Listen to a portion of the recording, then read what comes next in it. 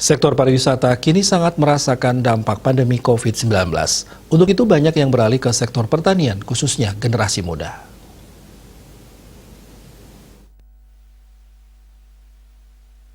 Sektor pertanian merupakan sektor yang bertahan di tengah terjangan pandemi COVID-19.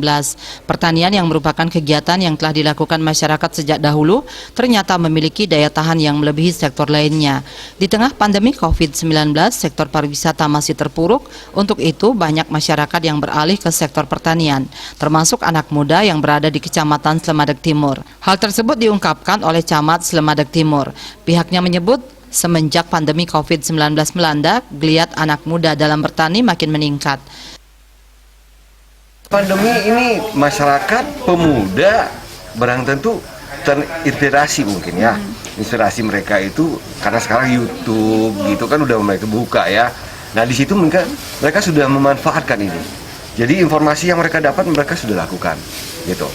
Nah kebetulan sekali beberapa wilayah kami di sini yang mengembalikan itu, ya apa yang dimaksud dengan pandemi barusan itu kembali ini.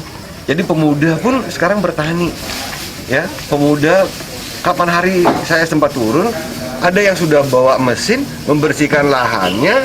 Nah ini pemuda nih, ya bukan tokoh-tokoh tua lagi, bukan senior-senior kita lagi, gitu loh. Jadi pemuda nih tergerak hatinya saat ini, gitu. Selain mempertahankan pergerakan ekonomi dari sektor pertanian, masyarakat juga diimbau untuk senantiasa mempertahankan aspek kesehatan dengan menerapkan protokol kesehatan COVID-19. Pemirsa, ingat selalu terapkan protokol kesehatan COVID-19 secara ketat agar terhindar dari virus corona. Desak Aryani, Bali TV.